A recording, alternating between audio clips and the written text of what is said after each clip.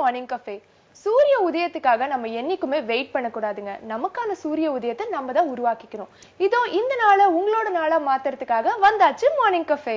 வழக்கம் போல உங்க எல்லாருக்கும் எக்கச்சக்கமான இன்ஃபர்மேஷன்ஸ் கொடுக்கறதுக்காக நானும் சுவாத்தியும் வந்திருக்கோம். இந்த இன்ஃபர்மேஷன்ஸ் எல்லாமே நீங்க தெரிஞ்சு வச்சுக்கோங்க. இன்கேஸ் உங்க வீட்டுல பக்கத்துல இருக்கக்கூடிய நெய்பர்ஸ்க்கு இந்த இன்ஃபர்மேஷன்ஸ் எல்லாம் தேவைப்படுதுங்கிறப்போ கரெக்டான சமயத்துல போய் நீங்க அதெல்லாமே ஷேர் பண்ணிக்கோங்க. தொடர்ந்து இதை பண்ணிக்கிட்டே வந்தீங்கன்னா அப்புறம் என்ன, உங்க ஏரியால நீங்க தான் சூப்பர் ஸ்டார்.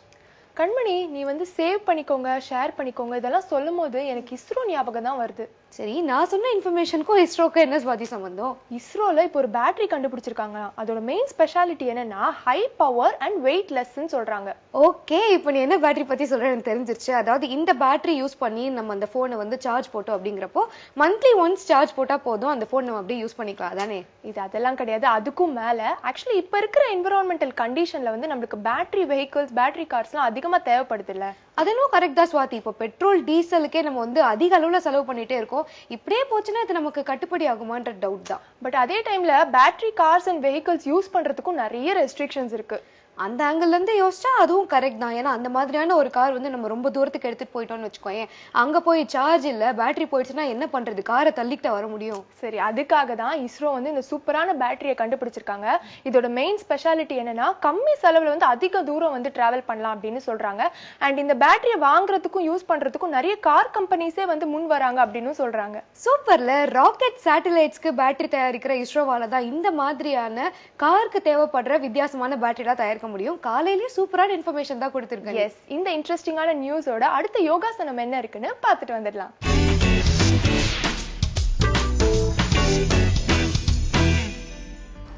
வணக்கம் நேர்களே, நான் கவிதா சத்யநாராயணன், கோஷப்பாவை யோகால இருந்து.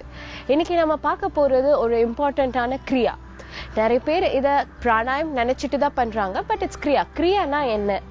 கிரியா மீன்ஸ் உங்களோட பாடியை கிளென்சிங் பண்றதுக்கு ஒரு டெக்னிக் தான் கிரியா. அது யோகால வெரி இம்பார்ட்டன்டான ஒரு விஷயம். நிறைய பேர் நிறைய பண்றாங்க. நாடி சுத்தி, கபால் பாத்தி, ஜல் நீதி அப்படின்னு சொல்லிட்டு நிறைய வேரியேஷன்ஸ் ஆஃப் கிரியா இருக்கு. அதாவது கிளென்சிங் டெக்னிக் ஆஃப் யோர் பாடியை தான் கிரியான்னு சொல்லுவாங்க.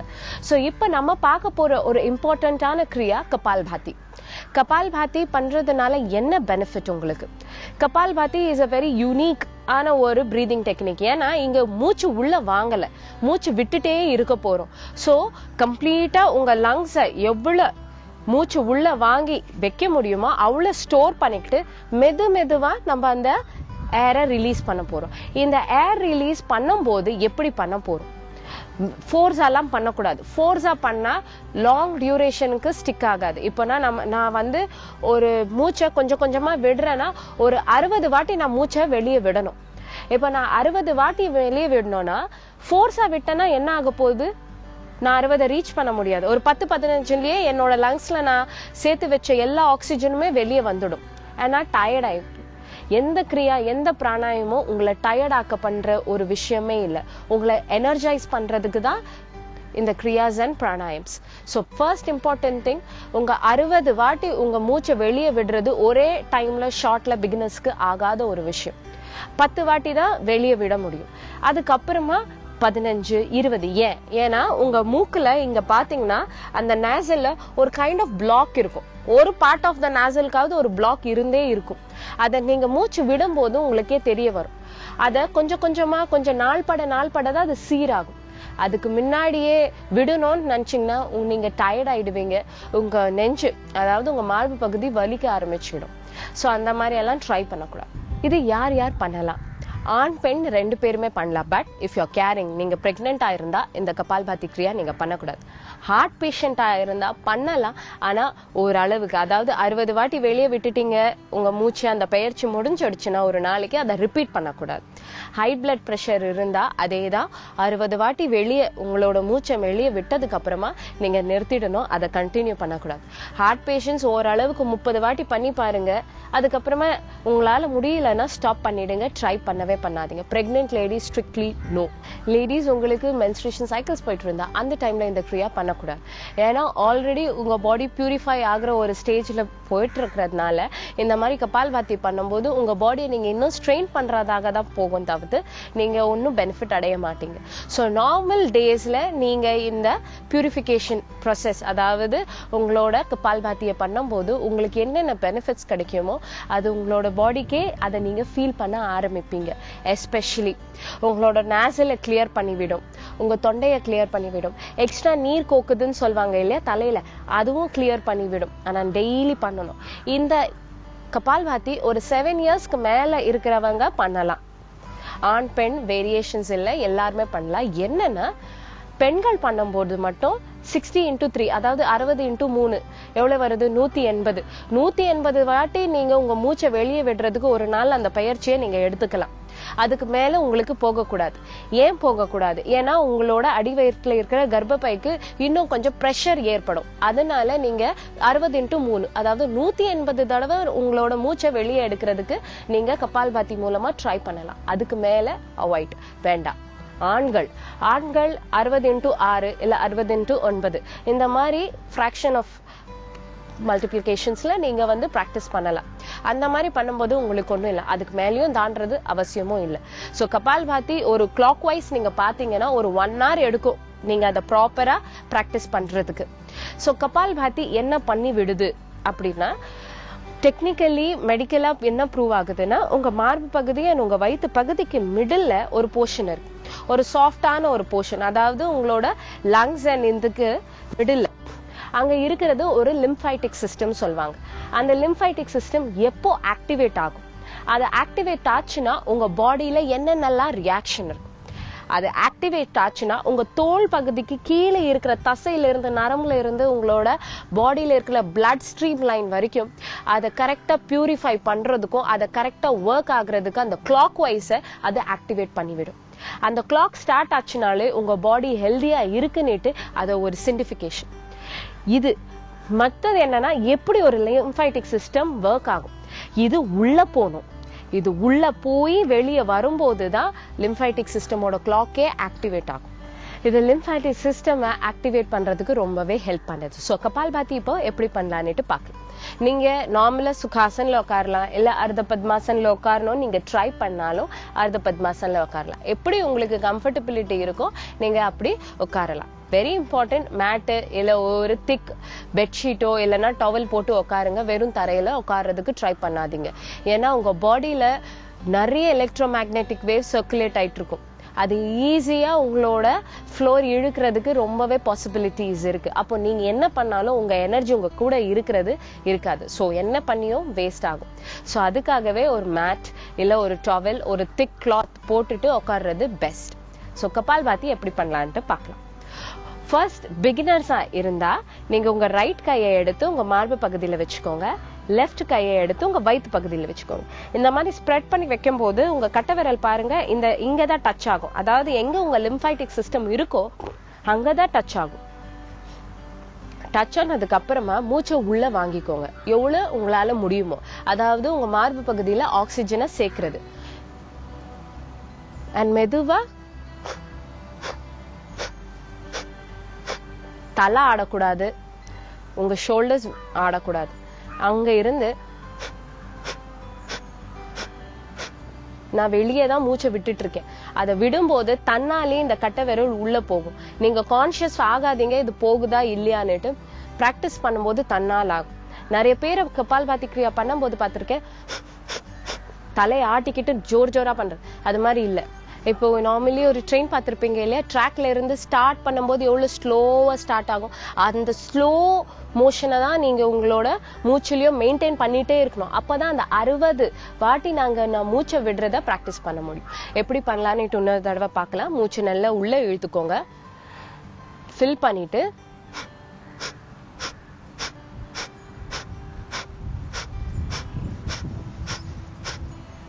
ஒரு செகண்ட் வெயிட் பண்ணுங்க.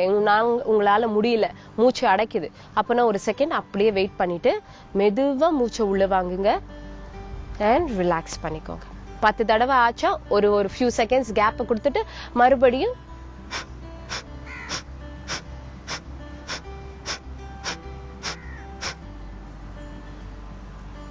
ரிலாக்ஸ் பண்ணிக்கோங்க. இந்த மாதிரி அந்த 60 ரீச் பண்றதுக்கு மிடில் ஒரு 2-3 செகண்ட்ஸ் கேப்பை கொடுத்து நீங்க ஆக்கியூபை பண்ணலாம். இதுவே ஒரு 20 மினிட்ஸ் ஆக்கியூபை ஆயிடும். ஸோ 60 × 3 ஒரே டைம்ல பண்ண முடியாது. ஒரு வாரம் ஒன்லி 60 பிரெத் கவுண்ட்ஸை நீங்க கவுண்ட் பண்ணி பாருங்க. அதுக்கப்புறமா நீங்க ப்ராக்டிஸ் பண்ண பார்க்கலாம். ஸோ இன்னைக்கு கபால்பாத்தி பார்த்தீங்க. நாளைக்கு இன்னொரு வேரியேஷன் ஆஃப் கபால்பாத்தியோட நான் உங்களை சந்திக்கிறேன். வணக்கம். ஸ்வாதி, யோகாவும் கிட்டத்தட்ட இஸ்ரோ பேட்டரி மாதிரி தான் இல்ல? எக்ஸாக்ட்லி கண்மணி. ரொம்ப ஃப்ரீயா ரொம்ப நேச்சுரலா நம்மள ரீசார்ஜ் பண்ணிக்கிறதுக்கு வந்து ஹெல்ப் ஆகுது. கரெக்டா சொன்னேன். இதே மாதிரி இன்னும் பல சுவாரஸ்யமான தகவல்கள் உங்களுக்காக காத்துட்டு இருக்கு. அதெல்லாம் பார்க்க முன்னாடி ஒரு சின்ன பிரேக் எடுத்துக்கலாம். இது உங்கள் morning cafe. Welcome back to morning cafe.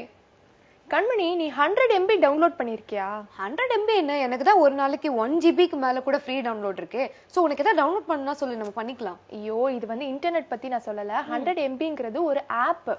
App பேரே எம்பியா? நீ எம்பின்னு சொல்லவே நான் மெகாபைட்ஸ் நினைச்சிட்டு அப்படி சொன்னேன். சரி, என்ன ஆப் அது? எம்பிங்கிறது வந்து மாஸ்டர் பிளாஸ்டர் அப்படிங்கிறது தான் ஃபுல் ஃபார்ம். ஆக்சுவலி இது கண்டுபிடிச்சவர் யாருன்னு பார்த்தோன்னா நம்ம சச்சின் டெண்டுல்கர் தான். இதோட மெயின் பர்பஸ் என்னன்னா, அவர் வந்து அவரோட ஃபேன்ஸ் கிட்ட இன்டராக்ட் பண்றதுக்கும், young generation young cricketers budding கிரிக்கெட்டர்ஸ்க்கு வந்து கிரிக்கெட் மேல ஏதாவது டவுட் இருந்தா அவர்கிட்ட டைரக்டா கேட்கலாம். ஸோ அதுக்காக தான் சச்சினே இந்த ஆப்பை கண்டுபிடிச்சிருக்காரு. சூப்பர்.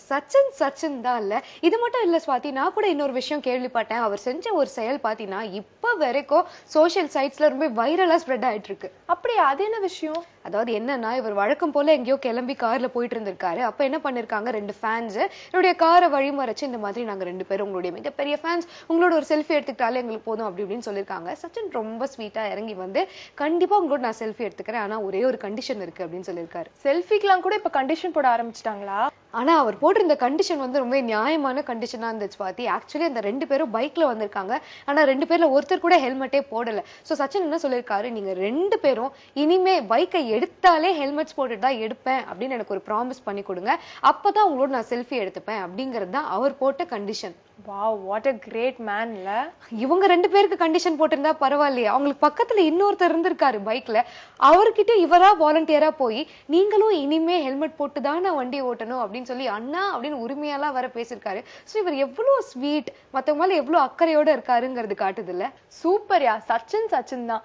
அது மட்டும் இல்லாம ஃபேன்ஸ் கேக்குறாங்கன்னு ஜஸ்ட் போட்டோகிராஃப் ஆட்டோகிராஃப் மட்டும் எடுக்காம அவங்களோட பாதுகாப்புக்காக போய் அட்வைஸ் பண்றதுங்கிறது நிஜமாலே பெரிய விஷயம் தான்.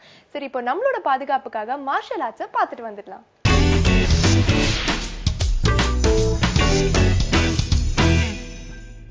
வணக்கம், நான் உங்க கார்த்திகா. கடந்த சில நாட்கள் நம்ம செல்ஃப் டிஃபென்ஸ் டெக்னிக்ஸ் ஒன்றா சேர்ந்து கத்துக்கிட்டு இருக்கோம். இன்னைக்கு இப்போ ஃப்ரீக்வெண்டா நடக்கிற ஒரு விஷயத்தை பத்தி தான் நான் இப்போ டீச் பண்ண போறேன். Chain snatching. இந்த விஷயம் வந்துட்டு ரொம்ப அடிக்கடி நடக்கிற ஒரு விஷயம், நிறைய நியூஸ்ல பாக்குறோம். இதுல இருந்து எப்படி உங்களே நீங்க டிஃபெண்ட் பண்ணிக்கலாம், எப்படி சேஃப்கார்ட் பண்ணிக்கலாம் அப்படின்றதா இப்போ நம்ம இன்னைக்கு பார்க்க போறோம். இன்னைக்கு இதுக்காக என் கூட ரிஷிகா என்னோட பார்ட்னர் இருக்காங்க. Welcome to the show Rishika.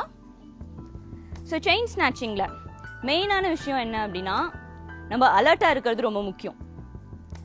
So ரோட்ல வாக் பண்றோம் அப்படின்ற பட்சத்துல நம்ம கண்டிப்பா வந்துட்டு கொஞ்சம் அலர்ட்டா இருக்கிறது ரொம்ப அவசியமான விஷயம். அந்த அலர்ட்னஸ் இல்ல அப்படின்னா ஆப்வியஸா செயின் என்ன நம்மளே கூட தூக்கிட்டு போக சான்சஸ் இருக்கு. ஸோ செயின் ஸ்நாச்சிங்க்கு நம்ம இப்போ ஒரு டெக்னிக்ஸ்க்கு போகலாம். ஃபர்ஸ்ட் டெக்னிக், இப்போ ஜென்ரலா வந்து நம்ம வாக் பண்ணி போயிட்டே இருக்கோம். நடந்து போயிட்டே இருக்கும்போது பின்னாடி இருந்து வராங்க. ஸோ இதுல நம்மளுக்கு ஹேண்டை டச் பண்ணும் போதே ஒரு ஃபீல் இருக்கும், கரெக்டா? ஸோ அந்த டெக்னிக், அந்த தருணத்துல நம்ம ஜஸ்ட் இப்படி டர்ன் பண்ணி இப்படி அவங்க ஹேண்டை லாக் பண்ணி வைக்கிறோம். இங்க லாக் பண்ணி வைக்கும் போது கூட சேர்ந்து நம்ம அட்டாக்கும் பண்ணிக்கலாம். ஸோ இந்த லாக் வந்து இன்னொரு வாட்டி பாருங்க, ட்ரை. ஸோ இங்க ஒரு டர்ன் பண்றோம், இங்க போடுறோம் இந்த பார்ட். ஸோ இந்த பார்ட்ல வந்து நம்ம எல்போக்குள்ள அவங்களோட ஹேண்ட் இருக்கு. ஸோ இதுல வந்து நம்ம லாக் பண்ணி வச்சோம் அப்படின்னா நம்ம we can just proceed. ஒன்னு வந்து நம்மள கிட்ட இருந்து அவங்க அதுக்கு மேல செயினை ஸ்நாட்ச் பண்ண முடியாது, ஸோ ரிலீஸ் ஆயிடுச்சு. இன்னொன்னு வந்துட்டு நம்ம அட்டாக்கும் பண்ணிட்டோம், ஸோ அந்த இடத்துல இருந்து நம்ம ஈஸியா நம்மள சேஃப்டி பண்ணிக்கலாம். இது one of the techniques. Next டெக்னிக்கு போகலாம். ஸோ இப்போ நம்ம வாக் பண்ணிட்டே இருக்கோம், அப்போ திடீர்னு வராங்க ஒருத்தவங்க. அந்த சமயத்துல நம்ம கொஞ்சம் அலர்ட்டா இருந்தோம் அப்படின்னா நம்ம மிஸ் பண்ணிடலாம். மிஸ் பண்ணிட்டு அதுக்கு அப்படியே கொஞ்சம் டாட்ச் பண்ணி இப்படி போகணும் அப்படின்னாலே வந்துட்டு ஏதோ நம்ம அட்டாக்கும் பண்ணலாம், அவங்க சைட் திரும்பணும் அப்படின்னா புஷ்ஷும் பண்ணி ரிலீஸும் பண்ணலாம். இதுக்கு நீங்க பாத்தீங்க அப்படின்னா லெக்கை நீங்களும் எங்க கூட சேர்ந்து பண்ணுங்க.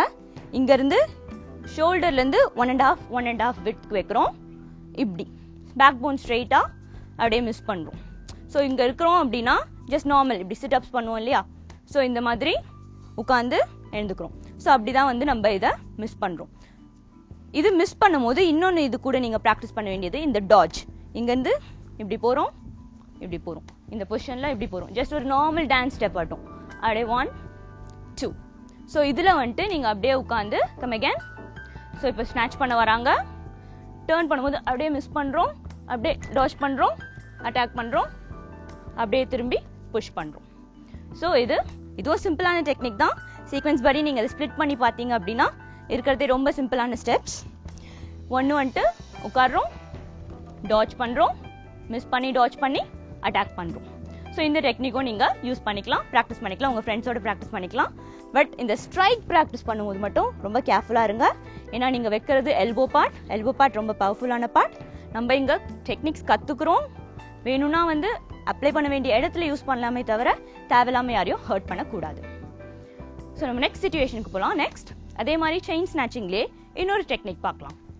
ஸோ இப்போ செயின் ஸ்நாச் பண்ண வராங்க, அப்போ இங்க நீங்க திரும்புறீங்க, திரும்பி இப்படி பிளாக் பண்ணதோட சேர்ந்து ஆப்போனண்ட்டை அட்டாக்கும் பண்றீங்க. ஸோ இது வந்து ஜென்ரலா வந்து ஒரு ஸ்லாப் வந்து ஜென்ரலா எல்லாருக்குமே ஒரு விஷயம். ஜஸ்ட் எடுத்து அப்படியே தான் ஸ்லாப் பண்றோம். ஸோ அதுல வந்துட்டு ஒன்ஸ் அகேன் ஸ்லோவா காமிக்கிறேன். வாங்க, இங்க திரும்பி லாக் பண்ணி வச்சிருக்கீங்க, இப்படி ஸ்லாப் பண்றீங்க. ஸோ இந்த பார்ட்ல வந்துட்டு அவங்க உடனே வந்து இந்த கையை வச்சு அட்டாக் பண்ண முடியாது. ஏன்னா அவங்க எடுக்கணும் அப்படின்னாலும் உங்க கையை தாண்டி தான் அவங்க அட்டாக் பண்ண முடியும். அதுக்குள்ள நீங்க அட்டாக் பண்ணிட்டீங்க அப்படின்னால உங்களை ஈஸியா நீங்க சேஃப்கார்ட் பண்ணிக்கலாம். ஃபைனலா இன்னும் ஒரே ஒரு சிம்பிளான டெக்னிக் செயின் ஸ்நாச்சிங்ல பார்க்கலாம். இதுக்கு முன்னாடி நீங்க ஒரு ஸ்மால் ஒர்க் அவுட் பண்ணணும். இங்க இருந்து இப்படி ஜம்ப் பண்றீங்க, திரும்பி ஜம்ப் பண்றீங்க. ட்ரை பண்ணுங்க. Jump, yes, back, jump. Exactly. So இந்த ஜம்பிங் டெக்னிக் தான் இப்போ இதை செயின் ஸ்நாச்சிங்க்கு எப்படி எஸ்கேப் ஆகுது அப்படின்னு யூஸ் பண்ண போறோம்.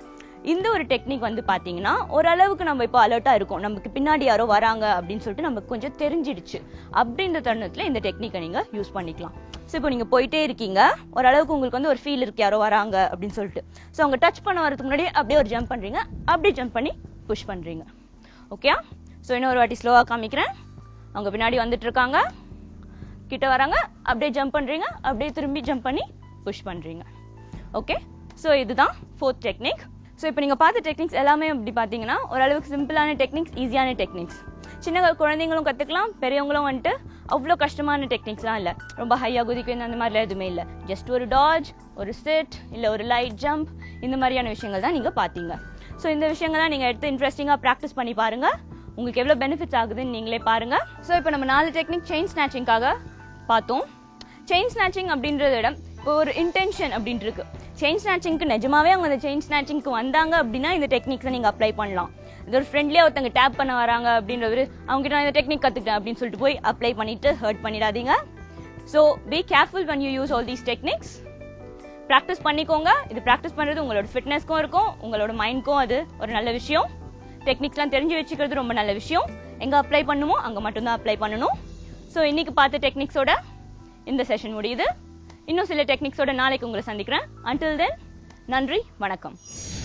சுவாதி, நம்ம 2 வீலர்ல பைக்ல எங்கேயாவது டிராவல் பண்ணும்போது கண்டிப்பா ஹெல்மெட் போட்டு போறோம். அது எதனாலன்னு பாத்தீங்கன்னா நம்மளுடைய சேஃப்டிக்காக தான்.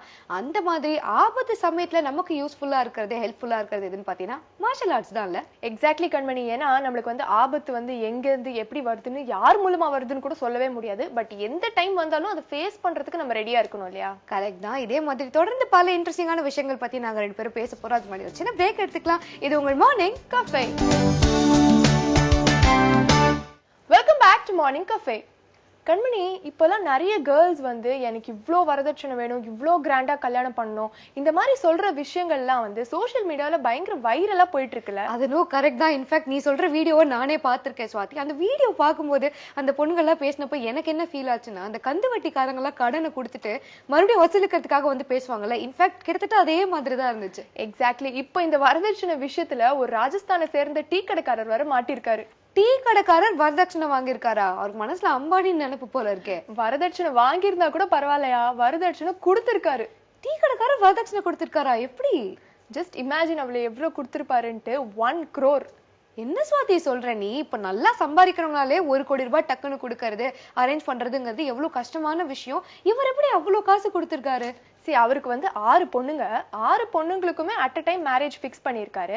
மாப்பிள்ளை வீட்டுக்காரங்க எல்லாரையுமே ஒன்னா உட்கார வச்சு இந்த கார்ட்ஸ் எல்லாம் தூக்கி போடுவாங்கல்ல, அந்த மாதிரி வந்து பண நோட்டுகளை வந்து அப்படியே தூக்கி தூக்கி வீசி அடைஞ்சிருக்காருன்னு பாத்துக்கோங்க. என்ன ஒரு அடாவடித்தனம். அப்புறம் என்ன நடந்திருக்கு? அப்புறம் என்னாச்சு, யாரோ ஒருத்தங்க அதை வீடியோ எடுத்துட்டு நெட்ல போட்டிருக்காங்க. அது வந்து பார்க்க கூடாதவங்க பார்த்து டீ கடைக்காரர் இப்ப பிரச்சனை எல்லாம் மாட்டிக்கிட்டாரு. யார் அந்த பார்க்க கூடாதவங்க? இது என்ன கல்யாண கதையில புதுசா ஒரு கேரக்டர் வருது? வேற யாரு, நம்ம இன்கம் டாக்ஸ் டிபார்ட்மெண்ட் காரங்க தான். டீ கடைக்காரருக்கு எப்படி கோடி கோடியா காசு வந்துச்சு அப்படின்ட்டு இப்போ ஒரு நோட்டீஸும் அமைச்சிருக்காங்க. நியாயமான கேள்விதானே மக்களே. இதுல இருந்து நம்ம தெரிஞ்சுக்க வேண்டிய விஷயம் என்ன? வரதட்சணை வாங்குறது மட்டும் இல்ல, குடுக்கறதும் நமக்கு பிரச்சனை தான், தப்பு தான். இந்த மாதிரி நம்ம அசிங்கப்படாம நம்ம அழகா இருக்கிறதுக்கு நிறைய பியூட்டி டிப்ஸ் வந்து ரெடியா இருக்கு, அதை பார்த்துட்டு வந்துடலாம்.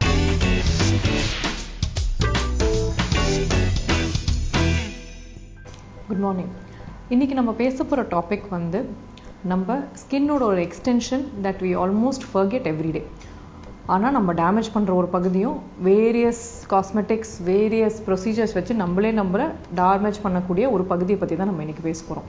அது எதுன்னு பார்த்தீங்கன்னா நம்ம நகம், அதாவது நெயில் ஹைஜீன் அண்ட் நெயிலில் என்ன காமன் ப்ராப்ளம்ஸ் வரலாம், இதை எப்படி அவாய்ட் பண்ணிக்கலாம் அப்படிங்கிறது தான் இன்றைக்கி நம்ம பேச போகிற டாபிக். ஸோ நெயில் பார்த்தீங்கன்னா நம்ம ஸ்கின் அண்ட் பாடியோட ஒரு எக்ஸ்டென்ஷன் தான் நம்ம நகம். அந்த நகத்தை பற்றி நிறைய பேர் வந்து கவலையே படமாட்டாங்க, சில பேர் ரொம்ப கவலைப்படுவாங்க, நிறைய திங்ஸ் பண்ணுவாங்க, பாதி டேமேஜ் பண்ணுவாங்க. இது எல்லாமே வந்து அது பொறுத்துக்குது. அது வந்து நம்மளோட வந்து ஸ்கின்னோட ஹைஜீன் மாத்திரம் இல்லாமல் பாடியோட ஹெல்த்தையும் ரிஃப்ளெக்ட் பண்ணக்கூடிய ஒரு பர்டிகுலர் ஆர்கன் தான் nail. Nail is also an organ just as skin is an organ. So அந்த நெயில் அப்படிங்கிறது ரொம்ப ஒரு பெக்யூலியரான ஒரு பர்டிகுலர் ஆர்கனுங்க. அதாவது it is made up of something called hard keratin. எப்படி வந்து நம்ம தோலில் வந்து ஒரு பர்டிகுலர் ப்ரோட்டீன் கெரட்டினுங்கிற ப்ரோட்டீன் இருக்கோ, அதே மாதிரி நெயிலில் அதுலேயே ஒரு variety hard protein or hard keratin அப்படிங்கிறது தான் வந்து நம்ம நெயிலில் வந்து அதுக்குள்ளே இருக்கிற ஒரு காம்பனண்ட். ஸோ இந்த ஹார்ட் கெரட்டின் வந்து அந்த நெயிலோட ஸ்ட்ரென்த்துக்கு ரெஸ்பான்சிபிளாக இருக்குது. அண்ட் நம்ம நெயில் வந்து it has a lot of function. அதாவது ஒரு கிரிப்பு, ஒரு ஹோல்ட் பண்ணுறது, இல்லைனா ஈவன் ஃபார் செல்ஃப் டிஃபென்ஸ். இன்றைக்கோட ஏஜில் வந்து விமென்க்கு செல்ஃப் டிஃபென்ஸ், ஃபஸ்ட்டு செல்ஃப் டிஃபென்ஸே நம்ம நகம் தானே. ஸோ அந்த மாதிரி நிறைய பர்பஸ் இருக்குது நெயிலுக்கு. பட் அனிமல்ஸ்லேருந்து ஹியூமன் எப்படி இவால்வ் ஆயிருக்கோமோ, அனிமல்ஸுக்கு obviously nails are very important. As we evolve, ஹியூமன்ஸுக்கு வந்து நம்மளுக்கு அவ்வளோ ஒரு யூஸ் இல்லாததுனால கொஞ்சம் கொஞ்சமாக நம்ம நெயில் ஷார்டன் ஆகி இந்த அளவுக்கு we have develop nails. So anyways, இப்போ நெயிலை வந்து ஏன் நம்ம இன்னைக்கு why have we chosen this as a topic today, why is it important அப்படின்னு பார்த்தீங்கன்னா, நெயிலுங்கிறது it reflects the health of the body. For instance, நம்மளுக்கு ஒருத்தருக்கு வந்து ஒரு ரொம்ப ரத்த சோர்வு இருக்குது, பயங்கர அனீமியா இருக்குது அப்படின்னா அவங்க நகத்தை தான் நம்ம ஃபஸ்ட்டு பார்ப்போம். அந்த நகத்தை பார்த்தீங்கன்னா பயங்கர பேலாக இருக்கும், ரொம்ப ஒயிட்டாக இருக்கும். அதை வச்சு we can find out that the patient is anaemic. சில பேருக்கு வந்து பார்த்தீங்கன்னா கிட்னி டிசீஸ் இருக்கிறவங்களுக்கு அவங்க நகம் யூரீமியா அப்படிங்கிற ஒரு டாக்ஸிக் ஸ்டேட் வரும்போது அந்த நகம் வந்து பாதி ப்ரௌன் பாதி ஒயிட் ஆக ஆரம்பிச்சிடும். ஸோ அந்த மாதிரி ஒரு இண்டிகேட்டர் வந்து நம்ம நகம். அண்ட் சில பேருக்கு வந்து உங்களுக்கு பார்த்தீங்கன்னா குழந்தைங்களுக்கே வந்து பிறந்ததுலேருந்தே சில ஹார்ட் ப்ராப்ளம்ஸ் இருக்கும், இல்லைனா வந்து கொஞ்சம் லேட்டர் ஏஜில் வர ஹார்ட் ப்ராப்ளம்ஸ் இருக்கிற பேஷண்ட்டுக்கு கூட அந்த நெயிலில் கிளப்பிங் அப்படின்னு ஒரு ப்ராப்ளம் வரும் உங்களுக்கு. அதாவது வந்து ஒரு அந்த நெயில் பகுதியே வந்து ஒரு மாதிரி ரொம்ப ஒரு கர்வ்டாக பெருசாக இருக்கும் உங்களுக்கு. அது பேர் நாங்கள் கிளப்பிங்னு சொல்லுவோம். ஸோ இந்த கிளப்பிங்கை பார்த்த உடனே அந்த பேஷண்ட்டுக்கு எதிர் லங் ஒரு ஹார்ட்டில் ஒரு ப்ராப்ளம் இருக்குங்கிறது அடுத்த இன்வெஸ்டிகேஷன் பண்ணி நம்ம கண்டுபிடிக்கிறதுக்கு ஒரு யூஸ்ஃபுல் டூலாக இருக்குது. ஸோ இந்த மாதிரி நம்ம நகம் அப்படிங்கிறது நம்ம ஓவரால் ஸ்கின் ஹெல்த்தை அண்ட் பாடியோட ஹெல்த்தை ரிஃப்ளெக்ட் பண்ணக்கூடிய ஒரு மீடியமாக இருக்குது. நகத்தில் என்ன காமன் வரலாம், உங்களுக்கு காமன் ப்ராப்ளம்ஸ் வரலாம் அப்படின்னு பார்த்தீங்கன்னா, ஃபர்ஸ்ட் வில் டாக் அபவுட் நகசுத்தி. அதாவது நகசுத்தி அப்படின்னு சொல்கிறத நாங்கள் வந்து பேரோனைக்கியா அப்படின்னு சொல்லுவோம். என்ன இந்த பேரோனைக்கியா? நகத்தை சுற்றி இருக்கிற தோல் இருக்கு இல்லையா, அது வந்து உங்களுக்கு அதோட இன்ஃபெக்ஷன் தான் வந்து இந்த நகசுத்தி. எப்படி இந்த தோலில் இன்ஃபெக்ஷன் வருதுன்னு பார்த்தீங்கன்னா, நிறைய பேர் வந்து கான்ஸ்டண்ட்டாக தண்ணியில் ஒரு கையை வச்சுட்டே இருக்கிற ஒரு ஹேபிட் இருக்கும், ஆர் ராதர் ஒரு கட்டாயம் இருக்கும். அண்ட் லைக் ஃபார் இன்ஸ்டன்ஸ் ஹவுஸ் ஒய்ஃப்ஸ், அவங்களே பாத்திரம் தேய்ச்சிக்கிறாங்க அப்படிங்கிறவங்க. சில பேர் வந்து இப்போ வேலைக்கு வர நம்ம வீட்டில் இருக்கிற மெய்டு அந்த மாதிரி வந்து வேலைக்கு வரவங்களை பார்த்தீங்கன்னா அவங்களுமே வந்து உங்களுக்கு பாத்திரம் கழுவி பார்த்தீங்கன்னா அந்த சுற்றி நகசுத்தி ப்ராப்ளம் இருந்துகிட்டே இருக்கும். சில பேர் வந்து அவங்க ப்ரொஃபஷனே ஃபார் இன்ஸ்டன்ஸ் ஜூஸ் ஸ்டால் வச்சிருக்கிறவங்க, இல்லைன்னா கண்டினியூஸாக தண்ணியில் கை வைக்கிறவங்களுக்கு அந்த கையில இருக்கிற நகத்தை சுத்தி இருக்கிற தோல் இல்லையா, அதுக்கும் நகத்துக்கும் நடுவுல இருக்கிற ஒரு சின்ன கேப்பை சீல் பண்றது தான் அந்த தோல் பேர் தான் கியூட்டிக்கல் அப்படின்னு சொல்லுவோம். இந்த கியூட்டிக்கல் வந்து தண்ணியில கை வச்சுக்கிட்டே இருக்கிறவங்களுக்கு அழிஞ்சு போயிடும். ஸோ அப்படி இருக்கும்போது அந்த சின்ன ஒரு கேப் உருவாகும் பொழுது, அந்த நகத்துக்கு பக்கத்துல இருக்கிற தோலுக்கும் உருவாகும் பொழுது, இந்த கேப் வழியா சோப் தண்ணியும் சரி இல்லை வந்து பல கிருமிங்களும் சரி உள்ள போயிடுதுங்க. ஸோ இந்த உள்ள போகும்பொழுது அந்த இரிட்டேஷன் அண்ட் இன்ஃபெக்ஷன் வரும்போது தான் ஒரு ஃபுல்லா வந்து ஒரு நகத்தை சுத்தி வந்து ஒரு வீக்கமும் வலி இது எல்லாமே வரதுண்டு. இதுதான் நம்ம வந்து நகை சுத்தி அப்படின்னு சொல்றோம். சம்டைம்ஸ் பஸ் கலெக்ஷன் கூட வந்து அதுலேருந்து வந்து வெளியே லீக் ஆக ஆரம்பிச்சிடும். ரொம்ப வலி இருக்கும், கையை விரல் நகர்த்தவே முடியாது. நிறைய பேர் என்ன பண்ணுவாங்க, லெமன் எல்லாம் வைப்பாங்க. தயவு செஞ்சு அதெல்லாம் பண்ணாதீங்க. நகை சுத்திங்கிற பிரச்சனை வரும்போது கண்டிப்பா பஸ் எனி இடத்துல இருக்கும்போது அதை வெளியே விடுறது தான் நல்லது. உங்க டெர்மட்டாலஜிஸ்ட் கண்டிப்பா சார்ந்து போங்க, அவங்க வந்து அதுக்கு ஒரு ரிலீஃப் கொடுப்பாங்க உங்களுக்கு. இது தவிர அந்த நகை சுத்தி வந்து எப்படி அவாய்ட் பண்ணலாம் அப்படின்னு பாத்தீங்கன்னா, ஒரு ஹேபிச்சுவலா வந்து அந்த பாத்திரம் தேய்க்கணும், வேற வழியே இல்லை எனக்கு, இது கண்டிப்பா பண்ணியே தான் ஆகணும் அப்படிங்கும்பொழுது அந்த ஃபுட் சர்வ் பண்றவங்க வந்து பிளாஸ்டிக் கிளவுஸ் வச்சுட்டு இருப்பாங்க. அந்த பிளாஸ்டிக் கிளவுஸை மாட்டிக்கோங்க, உங்க பாத்திரம் தேய்க்கிற இடத்துக்கு மேலேயே வச்சிருங்க. நீங்க பாத்திரம் தேய்க்கணும் அப்படின்னா முடிஞ்ச அளவுக்கு அவாய்ட் பண்ணிக்கோங்க. சோப் கான்டாக்ட், டிட்டர்ஜென்ட் கான்டாக்ட், தண்ணியில கை வைக்கிறது அவாய்ட் பண்ணுங்க. அதுக்கும் மேல முடியாது அப்படிங்கிற பட்சத்துல அந்த கிளவுஸை மாட்டிட்டாவது உங்க வேலையை பண்ண பழகிக்கோங்க. அண்ட் ரொம்ப முக்கியம் என்னன்னு பார்த்தீங்கன்னா, ஹவுஸ் ஒய்ஃப்ஸ் புளி கரைக்கிறது. அந்த புளிக்குள்ள கரைச்சி அந்த உங்களுக்கு ரசத்துக்கு புளி கரைக்கிறாங்கன்னா அது அவ்வளோ ஒரு அசிடிக் மீடியம், இமீடியட்டாக இரிட்டேஷன் இருக்கும் உங்களுக்கு. ஸோ அப்படி இருந்தாலுமே அந்த கிளவுஸ் போட்டுட்டு உங்கள் காய்கறி வெட்டுறதையோ இங்கே புளி கரைக்கிறதையோ பண்ணுறதுக்கு பழகிக்கோங்க. ஸோ இது ஒரு சிம்பிள் டிப் உங்களுக்கு. இது தவிர நெயிலில் வேற என்ன உங்களுக்கு காமனாக வரும் அப்படின்னா ஃபங்கல் இன்ஃபெக்ஷன். இந்த நெயில் ஃபங்கஸ் அப்படிங்கிறத பார்த்தீங்கன்னா எப்படி வந்து உடம்புல வந்து உங்களுக்கு பூஞ்சாங்கிருமி வருதோ அதே மாதிரி நெயில்லையுமே வந்து பூஞ்சாங்கிருமி இருக்கலாம். இன்ஃபேக்ட் நாங்கள் வந்து உடம்புல வர பூஞ்சாங்கிருமியை எவ்வளோக்கு எவ்வளோ ட்ரீட் பண்ணி சரி பண்ணுறோமோ கடைசி பகுதியாக அந்த நெயிலில் இருக்கிற பூஞ்சாங்கிருமி வந்து பல வருஷத்துக்கு அதுக்குள்ளேயே இருக்கிற சான்ஸ், ரீட்டைன் ஆகிற சான்ஸ் இருக்குது. திருப்பி அதுவே ஒரு சோர்ஸாக நம்ம பாடிக்கும் ஃபங்கல் இன்ஃபெக்ஷனை கொடுத்துக்கிட்டே இருக்கும். ஸோ இப்படி இருக்கிற பட்சத்தில் நாங்கள் எப்போவுமே ஒரு ஸ்கின்னோட ஃபங்கல் இன்ஃபெக்ஷன் பார்க்கும்பொழுது நெயிலை மிஸ் பண்ணவே மாட்டோம். அந்த நெயிலை பார்த்து நெயில் கம்ப்ளீட்டாக நார்மலாக இருக்கான்ட்டு பார்த்து தான் வந்து பேஷண்ட்டை அமுச்சு வைப்போம். ஸோ நெயில் ஃபங்கஸ் இருக்கா அப்படின்னு டெஸ்ட் பண்ணி பார்க்கக்கூடிய மெத்தட்ஸும் இருக்குது. அதை பண்ணிட்டு தான் ட்ரீட்மெண்ட் எடுக்கிறது பெட்டர். நேராக உடனே வந்து நெயிலில் ஒரு பிரச்சனைன்னு பார்த்த உடனே நீங்களே ஃபங்கல் டேப்லெட்டை வந்து ஃபார்மசியில் வாங்கி சாப்பிடாதீங்க. It is not advisable. Always go to your dermatologist, let them test you for the nail fungus. அதுக்கப்புறம் அது பாசிட்டிவ்னு வந்துச்சுன்னா அதுக்கப்புறம் உங்கள் ட்ரீட்மெண்ட் எடுத்துக்கிறது நல்லது. அண்ட் நெயில் ஃபங்கஸ் வந்து யூஸ்வலி ட்ரீட்மெண்ட் எடுக்கிறது லாங்கர் பீரியட் ஆஃப் டைமுக்கு எடுக்க வேண்டியது இருக்கு. ஏன்னா அது வந்து உங்களுக்கு ரொம்ப நாளாக உள்ள வந்து நெயில்குள்ளேயே இருக்கிறதுனால லாங்கர் ட்ரீட்மெண்ட் தேவை இருக்கு உங்களுக்கு. ஸோ இது வந்து நீங்க பண்ணாலே நெயில் ஃபங்கஸும் வந்து குறைஞ்சு போயிடும். இன்னொரு ரொம்ப காமன் ப்ராப்ளம் என்னன்னு பார்த்தீங்கன்னா, சில பேருக்கு வந்து நெயில் ஒரு மாதிரி ரொம்ப ஒரு ப்ரௌனிஷாக ரொம்ப ஈஸியாக உடஞ்சு போகும், ரொம்ப வந்து ஒரு ஃப்ரெஜைலாக இருக்கும் நெயிலே உங்களுக்கு. இப்படி இருக்கிறவங்களுக்கு நியூட்ரிஷனல் டெஃபிஷியன்சி, அதாவது பயோட்டின் டெஃபிஷியன்சி இருக்கான்னு செக் பண்ணுறது ரொம்ப இம்பார்ட்டன்ட். அதாவது நம்மளுக்கு மெயின், அதாவது vitamins A, B, C, D இதெல்லாம் தவிர, அஃப்கோர்ஸ் விட்டமின் டியோட டெஃபிஷியன்சியும் நெயில் இஷ்யூஸ் கொடுக்கலாம். பட் இது தவிர ட்ரேஸ் மினரல்ஸ் அப்படின்னு இருக்கு, செலீனியம், பயோட்டின், அந்த மாதிரி கால்சியம், இந்த மாதிரி ட்ரேஸ் மினரல்ஸும் வந்து ரொம்ப இம்பார்ட்டன்ட் நம்ம பாடியில். இந்த ட்ரேஸ் மினரல்ஸோட டெஃபிஷியன்சிலையுமே வந்து நெயில் ப்ராப்ளம்ஸ் வரது உண்டு. ஸோ இதை ட்ரீட் பண்ணாலே usually nail health also improves by itself. இது இல்லாமல் சில பழக்கங்கள், normal habitual things that people do என்னன்னு பார்த்தீங்கன்னா, காஸ்மெட்டிசிட்டிகல்ஸ், நெயில் காஸ்மெட்டிக்ஸ் யூஸ் பண்ணுறது. அதாவது nail polish, nail varnish, nail polish remover, இது எல்லாமே வந்து அதிகமாக யூஸ் பண்ண நெயிலோட ஸ்ட்ரென்த்தை குறைச்சிடும் உங்களுக்கு. அதாவது அந்த நெயில், அது கெமிக்கல் தானே at the end of the day. Nail பாலிஷுமே பார்த்தீங்கன்னா, ரிமூவர் பார்த்தீங்கன்னா அசிட்டோன் அப்படிங்கிற ஒரு கெமிக்கல் தான். ஸோ அதை எடுக்கும்பொழுது அந்த நெயிலில் இருக்கிற ஸ்ட்ரென்த்தை வந்து குறைச்சிருது. பெடிக்யூர் பண்ண போகிறதுமே வந்து அட்லீஸ்ட் ஒரு once in 2 months or 3 months is okay. தவிர சில பேர் வந்து எவ்ரி 15 days பெடிக்யூர் பண்ணுவாங்க. இதெல்லாம் தயவு செஞ்சு அவாய்ட் பண்ணிக்கோங்க. ஏன்னா அவங்க, அண்ட் எஸ்பெஷலி உங்க பெடிக்யூர் பண்றவங்க, whoever is the beautician who's doing your pedicure, tell them not to remove the cuticle. ஏன்னா காமனாக என்ன பண்ணுவாங்கன்னா, ஒரு ஷார்ப் இன்ஸ்ட்ருமெண்ட் ஒன்று வச்சுட்டு இருப்பாங்க, அதை உள்ளாப்புல விட்டு அந்த நெயில் பக்கத்தில் இருக்கிற அழுக்கு எடுக்கிறேன் அப்படின்னு சொல்லி உள்ள குழியாக்கிடுவாங்க. அப்படி ஆக்கும் பொழுது திருப்பி வந்து அந்த இடத்துல இன்ஃபெக்ஷன் வரதோ வலி வரதோ ரொம்ப காமனாக இருக்கும் உங்களுக்கு. And it's very important that அந்த கியூட்டிக்கல் அப்படிங்கிறத நம்ம எடுக்கவே கூடாது. ஸோ வந்து அழுக்கு எடுக்கிறேங்கிற பேரில் we should not damage the nail. This is something that is very important. A good person will definitely do a better job. So apart from this உங்கள் nail ஹெல்த்துக்கு நீங்கள் பண்ண வேண்டியது overall good nutrition, healthy nutrition with good diet. அதாவது வந்து green leafy vegetables நிறைய சாப்பிட்றது, and எவ்வளோக்கு எவ்வளோ முடியுமோ சாலட்ஸ் ஒரு வெஜிடபிள்ஸை உங்கள் டயட்டில் சேர்த்துக்கிறது, ப்ரோட்டீனை இன்க்ரீஸ் பண்ணுறது. அதாவது வந்து நம்ம ப்ரோட்டீனுங்கிறது குட் சோர்ஸஸ் என்னென்னு பார்த்தீங்கன்னா நான் வெஜிடேரியன்ஸ்க்கு chicken and fish, lean meat அப்படிங்கிறது good source. Egg is also a good source. வெஜிடேரியன்ஸ்னு இருந்துச்சுன்னா paneer and vegetables are a good source of protein. So இதை கண்டிப்பாக நம்ம டயட்டில் இன்க்ளூட் பண்ணும்போது you will have a better benefit. And முடிஞ்ச அளவுக்கு காஸ்மெட்டிக்ஸை அவாய்ட் பண்ணிக்கோங்க. Nail biting is one more common issue. நம்ம என்ன பண்ணுவோம்னா ஏதாவது ஸ்ட்ரெஸ்ஸாக இருந்தால் சில பேர் கடிச்சிக்கிட்டே இருப்பாங்க. குழந்தைங்களுக்கும் நீங்கள் what you will understand is that when you bite your nails your children also keep வாட்சிங் you and they start having that habit too. So அதனால நெயில் பைட்டிங்கை அவாய்ட் பண்ணுங்க. And whenever you're clipping the nail இல்லையா, எப்பவுமே நெயிலை வந்து நீட்டாக க்ளீனாக வச்சுக்கோங்க அண்ட் அழுக்கு இல்லாமல் டெய்லியும் கிளிப் பண்ணுங்க. குழந்தைங்களுக்கும் சரி அடல்ட்ஸ்க்கும் சரி every week or every 10 days எப்படி உங்கள் க்ரோத் இருக்கோ அதை பொறுத்து நீட்டாக ஸ்ட்ரெயிட்டாக வெட்டுங்க நெயிலை. நெவர் கட் த நெயில் கர்வ்டாக கட் பண்ணாதீங்க, ஸ்ட்ரெயிட்டாக கட் பண்ணுங்க. நீங்கள் கர்வ்டாக கட் பண்ணும்போது என்ன ஆகும்னா அந்த நகம் வந்து உள்ள தோலுக்குள்ளே வளர ஆரம்பிக்கும் போது அப்போ தான் வந்து இன்க்ரோன் நெயில் அப்படிங்கிற ஒரு ப்ராப்ளமும் வரக்கூடிய சான்ஸ் இருக்குது.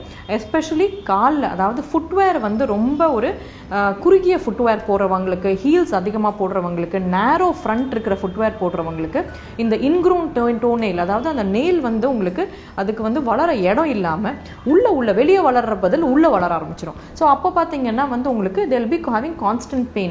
and also like I said pedicure வந்து அதிகமாக பண்ணி அந்த நெயிலோட சைட்ஸில் வந்து அந்த இன்ஸ்ட்ருமெண்ட்டை விட்டு அழுக்கு எடுக்கும்போது இன்னும் அது டேமேஜ் ஆக ஆரம்பிச்சிடும்.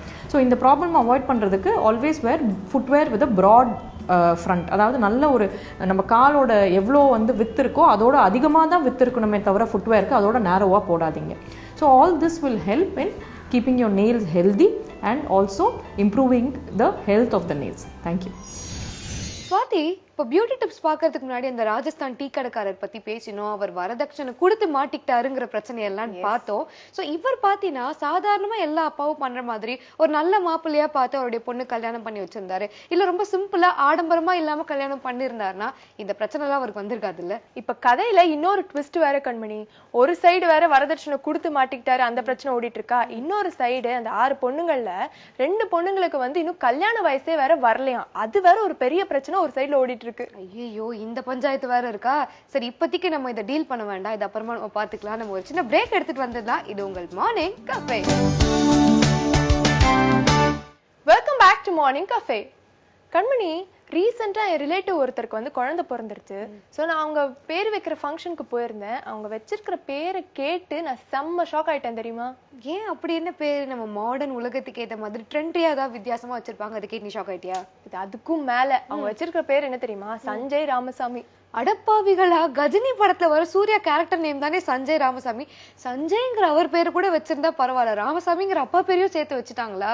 இல்ல ஸ்வாதி, இது கூட பரவாயில்ல. இன்னொரு விஷயம் நான் ரீசெண்டா கேள்விப்பட்டேன். அது என்னன்னு பாத்தீங்கன்னா, ராஜஸ்தான்ல உள்ளராம் அப்படிங்கிற ஒரு நகர் இருக்கான். அந்த நகரை சேர்ந்த மக்களுடைய பேர்லாம் கேட்டீங்கன்னா நீ இன்னும் ஷாக் ஆயிடுவ. அவ்வளவு பயங்கரமான பேரா வச்சிருக்காங்க. பயங்கரமான பேருன்னு கூட சொல்ல முடியாது, இது எந்த கேட்டகரியில சேர்க்கறதுன்னு எனக்கே தெரியல. பட் அங்க இருக்கக்கூடிய மக்களுடைய பேச்சுவார்த்தைகள் எப்படி இருக்கும் அப்படின்னு பாத்தீங்கன்னா, ஆண்ட்ராய்டு இப்பதான் மார்க்கெட்டுக்கு போயிருக்காரு.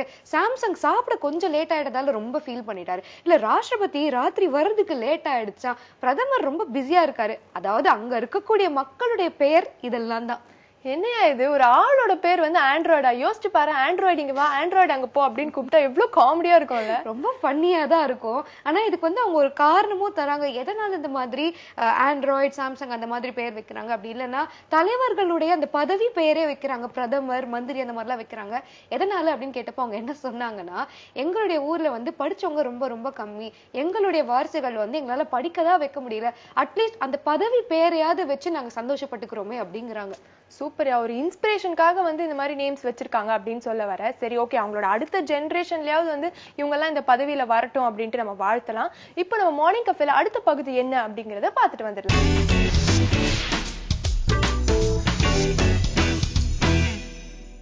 Hi, good morning. Welcome to Kalanikethan, Phoenix Market City. இன்னைக்கு நம்ம பார்க்க போகிறது வந்து light weight traditional cum designer saris. ட்ரெடிஷ்னல்னால் நமக்கு வந்து பனாரஸ் இப்போ எப்படி நம்ம எல்லாத்துலேயுமே பார்த்தோமோ அந்த மாதிரி இதில் இப்போ சம்மருக்கு ஏற்ற மாதிரி லைட் வெயிட் அண்ட் ட்ரெடிஷ்னல் மிக்ஸாக என்ன டிசைனர் சாரீஸ் இருக்குது அப்படிங்கிறது ஒரு சின்ன கலெக்ஷன்ஸ் ஆஃப் பெஸ்ட் உங்களுக்காக நான் எடுத்து வச்சிருக்கேன். ஸோ ஃபர்ஸ்ட் நம்ம பார்க்க போகிற சாரீ வந்து ஃப்ளோரல் பிரிண்ட்ல ஜூட்ல டிசைனர் சாரீ பார்க்க போகிறோம். ஸோ சம்மர்னாலே ஃப்ளோரல்ஸ்ன்னு சொன்னேன்ல, ஜூட்ல ஃப்ளோரல் பார்க்கறதுக்கு எப்படி இருக்கு? இது பார்க்கும்போது ஒரு ஷிஃபான் ஜார்ஜெட் அந்த ரேஞ்சில் இருக்கு. பட் பியோர் ஜூட் மெட்டீரியல்ல ரொம்ப சாஃப்டா கம்ஃபர்டபுளா இருக்கு கட்டிக்கிறதுக்கு. அழகான பேட்ச் பார்டர் ஃபுல்லாவே சாரி ஃபுல்லாவே அப்படிதான் இருக்கு. இதுதான் பல்லு. அட்டாச்மெண்டோட பிளவுஸ். பிளவுஸ் ரொம்ப எலகெண்டா கார்செட் லைன் நம்ம எப்பவுமே சொல்லுவேன்ல, இங்க பாருங்க இது யூஸ்வலா கார்செட்ல தான் இருக்கும். இப்போ ஆஃப் லேட் நம்ம வந்து பிளவுஸ்ல சல்வார்ல எல்லாத்துலயுமே பாக்குறோம். இதுல அழகா அந்த கலர் காம்பினேஷனுக்கு ஏத்த மாதிரி ஒரு சூப்பர்வா பிங்க் கலர் கொடுத்து செம பிரிட்டியா இருக்கு. இந்த பிளவுஸ்க்காகவே இந்த சாரி எடுத்துக்கலாம்னு நினைக்கிறேன். ஸோ அரௌண்ட் 5000 அந்த ரேஞ்சில் இவங்க கிட்ட டிசைனர் சாரீஸ் இருக்கு. 3000 ரேஞ்ச்லேயே ஆரம்பிக்குது. பட் சம்திங் எக்ஸ்க்ளூசிவ் இந்த மாதிரி வேணும்னா வி ஷுட் கோ அரௌண்ட் 5000 அந்த மாதிரி. ஸோ நெக்ஸ்ட் நம்ம பார்க்க போகிறது வந்து ரா சில்க். ரா சில்க்ல ஒர்க் பண்ணியிருக்க ஒரு டிசைனர் சாரீ பார்க்குறோம். ஸ்டோன் அண்ட் பீட் ஒர்க் பண்ணியிருக்காங்க வித் அட்டாச்டு பிளவுஸ் இதில் இருக்கு. சூப்பர்வாகி தான் பல்லு. Carrot colour, my favourite is carrot colour. ரொம்ப அழகா காம்ப்ளிமெண்டிங்காக இருக்கும் இந்த கலர்ஸ். ரொம்ப டஸ்கி ஷேடில் இருக்கவங்க வீட்டிஷ் அவங்க அதெல்லாம் போட்டோம்னா அந்த கலர் நம்ம ஸ்கின் டோனுக்கு ரொம்ப காம்ப்ளிமெண்டிங்காக இருக்கும். அண்ட் வெரி டீசென்ட் ஒர்க், ரொம்ப குவாலிட்டியான ஒரு ஒர்க். பார்த்தீங்கன்னா தெரியும் இதுலேயே ஃபுல்லாக வெரி ப்ரிட்டி. சாரி ஃபுல்லாக அந்த மாதிரி பண்ணியிருக்காங்க. அண்ட் பிளவுஸில் ஆஸ் யூஷுவல் நமக்கு பிளவுஸ் எப்படி இருக்கும், ரன்னிங் பிளவுஸ் ஃபுல்லாக ஒர்க் பண்ணியிருக்காங்க சாரி ஃபுல்லாக. ஸோ நெக்ஸ்ட் நம்ம பார்க்க போகிறது வந்து ஜார்ஜெட், பியோர் ஜார்ஜெட்டில் Banaras. Super brick orange and ஒரு மாம்பழம் ஆரஞ்ச் அதில் வந்து சாரி.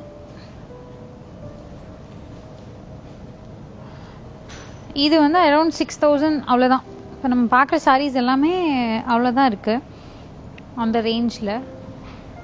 இது பல்லு.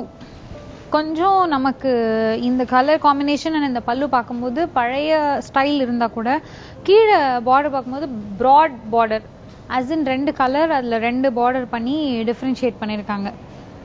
பனாரஸ்க்கு என்ன எஃபெக்ட் வேணுமோ அது எல்லாமே பல்லு அண்ட் பார்டரில் அசத்திருக்காங்க. சூப்பராக இருக்கு வித் அட்டாச் பிளவுஸ். நெக்ஸ்ட் நம்ம பார்க்க போகிறது வந்து டிஷ்யூ கோட்டா. கலர்ஃபுல்லாக இவ்வளோ கலர்ஸ் பிரைட் கலர்ஸ் இருக்கு. பட் இது வந்து அவ்வளோ பளீர்னு இல்லவே இல்லை. சட்டிலாக பார்க்கறதுக்கு கொஞ்சம் கிராண்டாகவும் சட்டிலாகவும் இருக்கு. கட்டிக்கிட்டா அவ்வளோ எலகெண்ட்டாக இருக்கும் because of the colours. Pink, orange, green, temple border. So அது ஒரு வெரைட்டி. டிசைனர்னா நம்ம யூஸ்வலாக என்ன நினைப்போம், ஸ்டோன் இல்லைன்னா எம்ப்ராய்டரி இந்த மாதிரி தான் டிசைனர்னு. பட் இப்போது நிறைய வெரைட்டிஸ் ஆஃப் சாரீ வந்து பனாரஸ்லேயே வந்து ஜூட் பனாரஸ் இருக்குது, அது இதுன்னு நிறைய சொல்கிறாங்கல்ல. இந்த மாதிரி கோட்டா, டிஷ்யூ கோட்டா இருக்குது. ஸோ நெக்ஸ்ட் நம்ம பார்க்க போகிறது வந்து சில்க் பனாரஸ். அதில் கட் ஒர்க் பார்டர், பல்லுவை காமிக்கிறேன், செம பல்லு. வாவ். இது பிளவுஸ். செம்மையா இருக்கே. கட் ஒர்க் மாங்காய் ஒர்க் பண்ணியிருக்காங்க. இதில் ஃபுல்லாக சூப்பராக இருக்கல, செம்ம கலர் காம்பினேஷன். அப்படியே பாடி எப்படி இருக்குன்னு பார்த்தா ஆஸ் யூஷுவல் பனாரஸ் எஃபெக்டில் கீழே மட்டும் ஃபுல்லாக கட் ஒர்க், அங்கங்கே மாங்காய் வந்து கட் ஒர்க் பண்ணியிருக்காங்க. செம்ம சூப்பராக இருக்கு, செம்ம பிரிட்டியாக இருக்குல்ல, மாவலஸாக இருக்குல்ல பார்க்க. ஸோ நெக்ஸ்ட் நம்ம பார்க்க போகிறது வந்து பைலோ ஜூட். ஸோ யூஸ்வலாக ஜூட்னாலே வந்து நிறைய பேர் விரும்பவே மாட்டாங்க பிகாஸ் அது ரொம்ப ஒரு மாதிரி குத்தும். பட் பார்க்க ரொம்ப எலகெண்ட்டாக இருக்கும். அந்த மாதிரி இல்லாமல் ஃபுல்லாக சாஃப்டாக பேரட் க்ரீன் அண்ட் ப்ளூ, இந்த பீகாக்ல ஒரு ப்ளூ அண்ட் க்ரீன் இருக்கும்ல அந்த கலர் காம்பினேஷனில் வெரி சட்டில் மைல்டு பல்லு. அதுலேயே அங்கங்க நமக்கு சம்கி ஒர்க் இருக்கு. வேற அந்த சம்கி அந்த த்ரெட் ஒர்க் வந்து நமக்கு தெரியவே இல்லை. அந்த மாதிரி பண்ணியிருக்காங்க. ஸ்கின்னை இரிட்டேட் பண்ணாத அளவுக்கு ஒரு super designer sari. So usual designer sari கச்சுன்னு பார்க்காம விதவிதமான மெட்டீரியல்ஸ் எந்தெந்த மாதிரிலாம் இவால்வ் ஆகி நமக்கு கிடைக்குது அப்படின்னு பார்த்துட்டே இருக்கோம். ஃபைனலி நெட் பிராசோ அப்படி சொல்கிறாங்க. இப்போ இந்த சாரீ பார்த்தீங்கன்னா ஃபுல்லாக ரோலில் வருது. நான் நினச்சேன் இது ஏதோ ரன்னிங் மெட்டீரியல் அந்த மாதிரி ஏதோ நினச்சேன். இது வந்து ப்ளவுஸ். இப்போ நம்ம பார்க்குற இந்த வயலட் வந்து ஃபுல் ப்ளவுஸ். அண்ட் இது வந்து பல்லு and body. Symmetrical brown and beige honey colour combination. இது வந்து பாடி, இது வந்து பல்லு அண்ட் இந்த வயலட் வந்து ப்ளவுஸ். ஃபுல்லாக இது ஒரு சாரீ ஃபுல்லாக நெட்டில் வருது. இது ஏன் இப்படி ரோலர்ஸில் போட்டிருக்காங்கன்னா இதனுடைய ஸ்டார்ச் வந்து நம்ம கட்டுற மாதிரி நம்ம சொல்கிற பேச்சை கேட்காது. அதனால இதில் இருந்தால் it will listen to the இதுன்னு சொல்கிறாங்க. அதை வந்து நம்ம கேட்டு தான் வாங்கணும். பட் ரொம்ப நல்லா இருக்குது. கோட்டா சூப்பராக இருக்குது. Work and finish and feel of the fabric இது எல்லாமே ரொம்ப ப்ரிட்டியாக இருக்குது. இந்த மாதிரி நிறைய கலெக்ஷன்ஸ், நிறைய வெரைட்டிஸ் பிளெயின்லேயும் இருக்குது. வைப்ரண்ட் கலர்ஸில் இந்த மாதிரி சிமெட்ரிக்கல் டிசைன்ஸ், நம்ம ட்ரெடிஷ்னல் டிசைன்ஸ் என்னவோ அதுலேயும் வந்து இங்கே நிறைய கலெக்ஷன்ஸ் இருக்குது. யூஸ்வல் டிசைனர் சாரீஸ்னால் அட்டாச் பார்டர் இல்லைன்னா வித்தியாசமான கலர் காம்பினேஷன், அதுலேயே ஸ்டோன் ஒர்க் இப்படி இல்லாமல் வித்தியாசமான மெட்டீரியலில் என்ன மிக்ஸ் அண்ட் மேட்சோட புது கலர்ஸோட இவால்வ் ஆயிருக்குங்கிறத கலாநிகேதனில் பார்த்தோம். வேற ஒரு கலெக்ஷனோட நாளைக்கு பார்க்குறேன். கண்மணி, எவ்வளவு வெரைட்டியா கலர்ஃபுல்லான காஸ்டியூம்ஸ் எல்லாம் பார்த்தோம்ல. அதே டைம்ல இப்ப நம்ம கொஞ்ச நேரம் முன்னாடி பேசிட்டு இருந்தோம்ல, இந்த உல்ராம் நகர் மக்கள், அவங்களுக்கு எல்லாம் எவ்வளவு ஒரு பெரிய இன்ஸ்பிரேஷன் பாத்தியா, எவ்வளவு ஒரு பெரிய பதவியில வந்து உட்காரணும் அப்படின்ட்டு ஒரு இன்ஸ்பிரேஷன்ல. சரி, அந்த இன்ஸ்பிரேஷன் எல்லாம் இருக்கிறது ஓகே, அதுக்காக பேரெல்லாம் வச்சிருக்காங்க, அதெல்லாம் ஃபைன். பட் அதுக்கேத்த மாதிரி நம்ம காஸ்டியூம்ஸ் போட்டா தானே ஒரு கெத்தா இருக்கும். நீ சொல்றது என்ன ஒரு வகையில கரெக்ட் தான் ஸ்வாதி. ஆனா அப்படிலாம் பாத்தீங்கன்னா இனிமே நம்ம எப்படி பேர் வைக்கணும்னா சஃபாரி சூட், சல்வார் கமீஸ் அப்படிலாம் பேர் வச்சாதான் ஒர்க் அவுட் ஆகும். ஐடியா நல்லா தான் இருக்கு. வேணா உல்ராம் நகர் மக்களுக்கு நம்ம ஒரு வாட்ஸ்அப் மெசேஜ் அனுப்பிடுவோமா? முதல்ல போய் நம்ம ஒழுங்கா ஒரு பிரேக் எடுத்துட்டு வரலாம், அப்புறமா வாட்ஸ்அப் அனுப்பலாமா இல்லையாங்கிறத பத்தி யோசிக்கலாம். அடுத்ததா மார்னிங் கஃபேல வர போறது ஒரு short commercial break. Welcome back to morning cafe. Kanmani, முயற்சி திருவினையாக்கும்னு சொல்லுவாங்க இல்லையா? எனக்கு ரொம்ப பிடிச்ச பழமொழியும் கூட. கரெக்ட் தானே ஸ்வாதி? நம்ம கடவுள்கிட்டே ஒரு வரம் கேட்டு நமக்கு அது கிடைக்கலனா கூட நம்ம வந்து விடாமுயற்சியோட அதுக்காக போராடினோம்னா கண்டிப்பா அந்த செயல் வந்து நடக்கும். எக்ஸாக்ட்லி. இதை ப்ரூவ் பண்ற மாதிரி நான் ஒரு குட்டி கதை சொல்ல போறேன், அதை கேளு. சூப்பர், மார்னிங்கே சூப்பரான கதையா, ஆரம்பி. ஒரு முனிவர் வந்து ஒரு காட்டுக்கு வந்து தியானம் பண்ணணும் அப்படிங்கறதுக்காக போயிருக்காரு. அந்த டைம்ல வந்து அந்த சைடா போயிட்டு இருந்த வேடன் வந்து அதை பார்த்திருக்கான். வேடன் பார்த்துட்டு, ஐயோ இது இவ்வளவு பெரிய காடாச்சே, இங்க வயசான முனிவர் என்ன பண்ணிக்கிட்டு இருக்காரு, அவர் எப்படியாவது இங்க இருந்து எழுப்பணுமேன்னு சொல்லிட்டு அவர்கிட்ட போயிருக்கான். கிட்ட போயிட்டு, இங்க என்ன பண்ணிக்கிட்டு இருக்கீங்க, இங்க தியானம் எல்லாம் பண்ணக்கூடாது, இது இவ்வளவு பெரிய ஒரு ரிஸ்கான ஒரு காடு, இங்க நிறைய மிருகங்கள்லாம் இருக்கும், அதனால எந்திரிச்சு போயிடுங்க அப்படின்னு முனிவர் கிட்ட போய் சொல்லியிருக்கானா. நியாயம் தானே? அந்த மாதிரியான ஒரு காட்டுல உட்காந்து தியானம் பண்றதால சரியா கான்சென்ட்ரேட் பண்ண முடியாது. பிளஸ் அனிமல்ஸ் எல்லாம் இருக்கு அப்படிங்கறதால முனிவருக்கும் ஆபத்து தானே. எஸ், அதுக்கு வந்து முனிவர் என்ன பதில் சொன்னாருன்னா, நரசிம்மரோட தரிசனம் கிடைக்காம இந்த இடத்தை விட்டு நான் எந்திரிக்கவே மாட்டேன் அப்படின்னு ரொம்ப பிடிவாதமா உட்கார்ந்துருக்காரு. பட் வேடனுக்கு வந்து எப்படியாவது அவர் அங்க இருந்து எழுப்பணும் அப்படின்ட்டு, ஏன்னா அது வந்து ரொம்ப ரிஸ்கான ஒரு இடம் இல்ல, நிறைய மிருகங்கள் இருக்குல்ல, அதனால வந்து ரொம்ப ஃபோர்ஸ் பண்ணி நீங்க எழுந்து போங்க போங்கன்னு சொல்லிட்டே இருந்தானா. சரி, இந்த வேடனோட வாயை அடைக்கிறதுக்குனே முனிவர் வந்து ஒரு பொய் சொல்லிட்டாராம். முனிவரே போய் சொல்லிருக்காரு, அதுவும் வேடன் கிட்ட. அப்படி என்ன போய் சொன்னாரு? அது என்ன போய்னா, சிங்கத்தோட தலை மனுஷனோட உடம்பு இருக்கிற மாதிரி ஒரு மிருகத்தை வந்து நான் பார்க்கணும், அது வந்து இங்க சுத்திக்கிட்டே இருக்கு, அந்த மிருகத்தை பார்க்காம நான் இங்க இருந்து எந்திரிக்கவே மாட்டேன் அப்படின்னு சொல்லியிருக்காரு.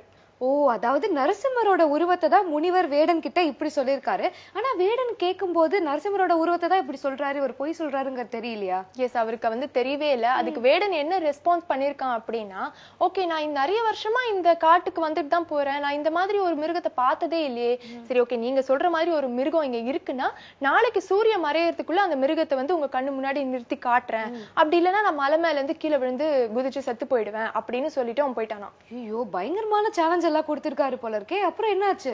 அப்புறம் என்னாச்சு, வேடன் வந்து நைட்டு ஃபுல்லா அந்த மிருகத்துக்காக தேடி இருக்கான். அந்த மிருகம் கிடைக்கவே இல்லையா. எப்படி கிடைக்கும், ஏன்னா வந்து நரசிம்மரை தானே வந்து முனிவர் இந்த மாதிரி சொல்லியிருக்காரு.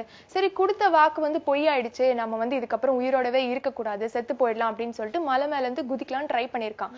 அந்த டைம் தான் நரசிம்மர் வந்து தரிசனம் கொடுத்திருக்காரு. பட் அவனுக்கு வந்து அது வந்து கடவுள்னே தெரியல. பார்த்த உடனே அவன் வந்து என்ன நினைச்சிருக்கான்னா, முனிவர் சொன்ன மாதிரி வந்து சிங்கம் தலை அப்புறம் மனுஷ உடம்பு இருக்கே, சோ இதுதான் அந்த மிருகம் அப்படின்னு சொல்லி ஒரு கயத்தால கட்டி முனிவர்கிட்டயே வந்து அந்த மிருகத்தை இழுத்துட்டு போயிருக்கானா. ஐயோ, கடவுளுக்கு வந்த சோதனையை பாத்தியா சுவாதி? அப்புறம் என்னதான் ஆச்சு? வேடன் வந்து நரசிம்மரை முனிவர் முன்னாடி கொண்டு போய் நிக்க வச்சிருக்கான். முனிவர் வந்து பார்க்கும்போது நரசிம்மர் கண்ணுக்கே தெரியவே இல்லையா, ஆனா வேடன் கண்ணுக்கு நரசிம்மர் தெரிஞ்சாராம். அப்புறம் வந்து வேடன் வந்து சொல்லிட்டே இருந்தானா, பாருங்க இங்கதான் இருக்கு இந்த மிருகம் இருக்கு அப்படின்னு சொல்லிட்டே இருந்தானா. பட் முனிவர் கண்ணுக்கு தெரியவே இல்லையா. கொஞ்ச நேரம் கழிச்சு ஒரு வாய்ஸ் கேட்டுதான். என்ன அப்படின்னா, வேடன் வந்து ரொம்ப டெடிகேட்டடா ஒர்க் பண்ணான், ரொம்ப டெடிகேட்டடா வந்து இருந்தான், அவன் சொன்ன வார்த்தையை வந்து காப்பாத்தணும்னு ட்ரை பண்ணான், அதனால நான் அவன் கண்ணுக்கு தெரிஞ்சேன், அவனுக்கு தரிசனம் கொடுத்தேன். பட் நீ வந்து அந்த மாதிரி செய்யல, வேடன் கிட்டே நீ போய் சொல்லிட்ட, அதனால நான் வந்து உனக்கு தரிசனம் கொடுக்க மாட்டேன் அப்படின்னு சொல்லி நரசிம்மர் அங்கிருந்து மறைஞ்சிட்டாராம். வாவ், காலையிலேயே நல்ல கருத்து இருக்கக்கூடிய ஒரு கதை தான் சுவாதி சொல்லியிருக்கேன். ஸோ இந்த கதையில இருந்து நம்ம எல்லாருமே தெரிஞ்சுக்க வேண்டிய விஷயம் என்னன்னு பாத்தீங்கன்னா, ஒரு செயலுக்காக நம்ம முயற்சி எடுக்கும் போது கண்டிப்பா அந்த செயல் வெற்றிகரமான ஒரு செயலா முடியணுன்றதுக்காக நம்ம வந்து எஃபர்ட்லாம் போடுவோம். எஃபர்ட் போடுறது மட்டும் முக்கியம் கிடையாது, ரொம்ப நேர்மையா நம்ம செயல் பண்ணணும் அப்படிங்கிறது தான் இந்த கதையில இருந்து நம்ம எல்லாருமே தெரிஞ்சுக்க வேண்டிய விஷயம். ஸோ நல்ல கதையை பத்தி பார்த்தோம். இதே மாதிரி ஒரு சூப்பரான மோட்டிவேஷனல் ஸ்பீச் உங்களுக்காக காத்துட்டு இருக்கு. அது என்னங்கிறத பார்த்து தெரிஞ்சுக்கலாம்.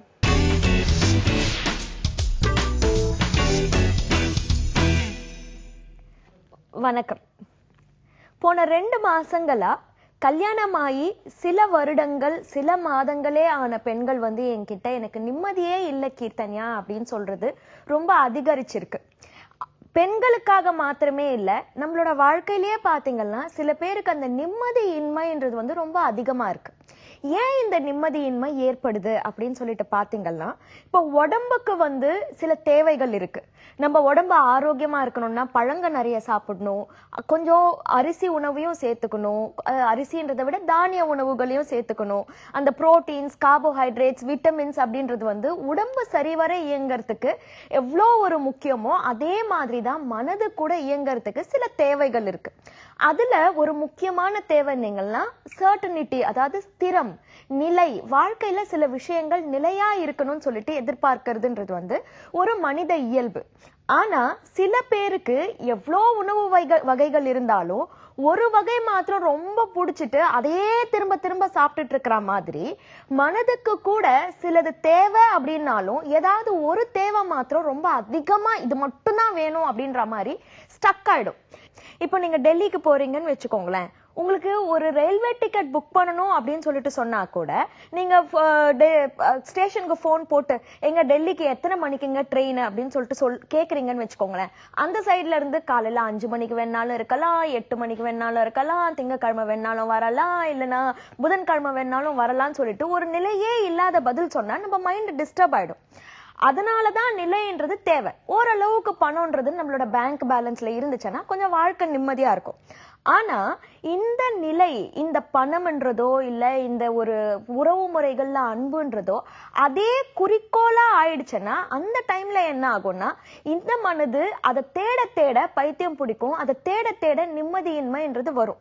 ஏன்னா உலகத்தோட நியதியே எப்படின்னா மாற்றம்ன்றது தானே. இப்ப நீங்க கல்யாணம் பண்றீங்க, இந்த பெண்கள் எல்லாம் என்கிட்ட வந்தவங்க வந்து பாத்தீங்கன்னா கல்யாணமான முதல் 10 நாள், 1 மாசம், 2 மாசம் எவ்வளவுக்கு எவ்வளவு அந்யோன்யம் இருந்ததோ, எவ்வளவுக்கு எவ்வளவு ஒரு பாசமான பேச்சு இருந்ததோ அந்த பேச்சு வந்து கண்டினியூஸா அப்படியே தொடர்ந்துகிட்டே வரணும்.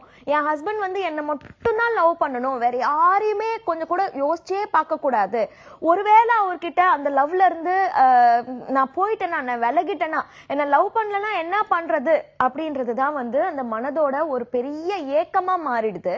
அவர் முதல் நாள் சொன்ன வார்த்தையே திரும்ப திரும்ப சொல்லணும்.